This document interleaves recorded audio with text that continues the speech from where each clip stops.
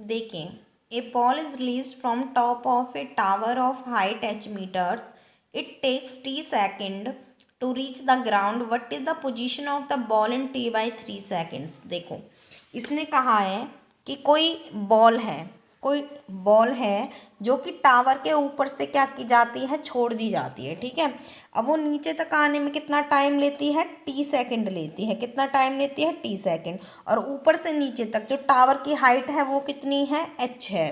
कितनी है, h है.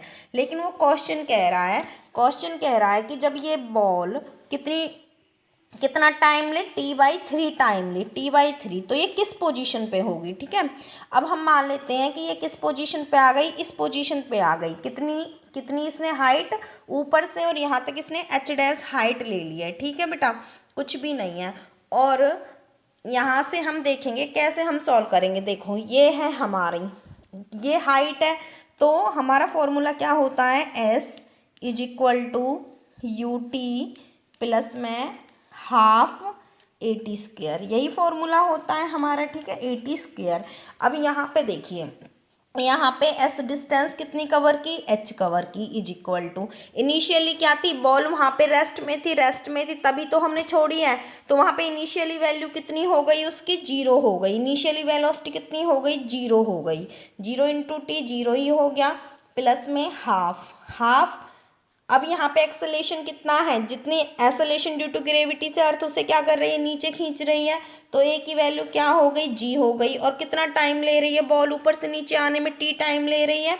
तो यहाँ पे ये हो गया आपके पास t². ठीक है, तो ये आपके पास ना एक इक्वेशन बन गई. कितनी बन गई ये इक्वेशन आपके पास, ये बन गई h = में हाफ ऑफ gt². अब सेकंड सिचुएशन देखो.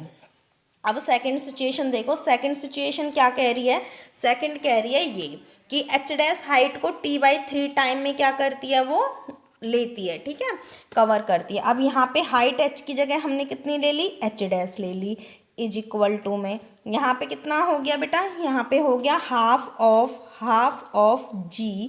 t की जगह हमें क्या रखना पड़ेगा, t की जगह टाइम कितना लिया उसने, t/3 का स्क्वायर है. अब हमें h' फाइंड आउट करनी है. अब यहाँ से t की वैल्यू निकालो, t² की वैल्यू कितनी आ जाएगी, 2 यहाँ जाके मल्टीप्लाई हो जाएगा और जो g है वो यहाँ के डिवाइड हो जाएगा. तो यहाँ से अगर मैं t² की वैल्यू निकालूँ, t² की, तो h यहाँ पे है ही, h यहाँ पे है, 2 यहाँ जाके मल्टीप्लाई हो जाएगा और जो आपका g है यहाँ मल्टीप्लाई में वो आ जाएगा डिवाइड में. तो t² की वैल्यू 2h/g आ गई. इसको यहाँ पे पुट कर दो t² की वैल्यू, तो ये हो गया h' = में हाफ ऑफ g.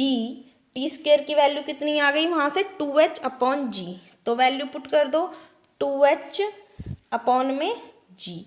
और ये क्या है, 1/3 का स्क्वायर है, तो 3 का स्क्वायर 9 हो गया, 3 3 जा 9, तो ये हो गया 1/9 हो गया. अब ठीक है, अब यहाँ से क्या हो गया बेटा आपका, g से तो g कैंसिल हो गया आपका यहाँ से, और 2 से आपका यहाँ पे 2 कैंसिल हो गया.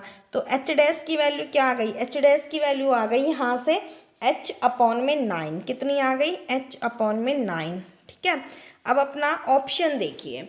अब वो ऑप्शन में कह रहा है h/3 metre from the ground. अच्छा, वो पूछ रहा है फ्रॉम द ग्राउंड से कितनी ऊंचाई पे है. तो सीधी सी बात है, ये टोटल हाइट कितनी थी, h थी. इसमें से बॉल यहाँ पे h' पे पहुँच गई, तो ये वाली दूरी बची, ये वाली, ये कितनी बची, टोटल h थी, h में से h' क्या कर दो, सब्ट्रैक्ट कर दो. h में से h' सब्ट्रैक्ट कर दो, तो ग्राउंड से हमें क्या पता चल जाएगी, उसकी ऊपर कितनी हाइट है. तो यहाँ से h में से हमें किसको करना है, h' को सब्ट्रैक्ट करना है. तो कितना आ जाएगा, h माइनस में h' की वैल्यू कितनी आई, h/9. तो यहाँ से आपका एलसीएम आ गया 9, फिर 9 1 जा 9, h माइनस में h'. ठीक है, डिवाइडेड बाई 9. तो यहाँ से 9 - h कितना आ गया आपका, 8/9h. ठीक है, अब देखो ये आ गई आपकी फ्रॉम द ग्राउंड की, ग्राउंड से कितनी ऊपर है आपकी बॉल. तो देखिए अब ऑप्शन ये आ गया आपका थर्ड ऑप्शन है 8h/9 metre from the ground, की बॉल आपकी ग्राउंड से कितनी ऊंची होगी, 8h/9। कुछ भी नहीं है, बहुत ईजी है बेटा। अगर आप ऐसे ना AIEEE में या किसी भी कॉम्पिटिटिव एग्जाम से बहुत पूछे जाते हैं क्वेश्चन, आपको सिर्फ क्या करना है, ये पूरा फॉर्मूला आपको नहीं लिखना, आपको ना सिर्फ लर्न रखना है, क्योंकि ये डायरेक्ट बुक में फॉर्मूले दिए हुए हैं, H=½ ठीक है। अगर आप भूल जाते हो तो उसके लिए मैंने बेसिक आपको बता दिया कि ये फॉर्मूला कहाँ से आया है, ठीक है। ओके, कुछ भी नहीं है। देखो टी टाइम में H हाइट ली थी, पूछा है T/3 टाइम में कितनी हाइट पर वो होगा फ्रॉम द ग्राउंड, तो हमने माने T/3 पे H डैश पे हो गया है, और हमें निकालना क्या है फ्रॉम द ग्राउंड, तो H - H डैश। ओके।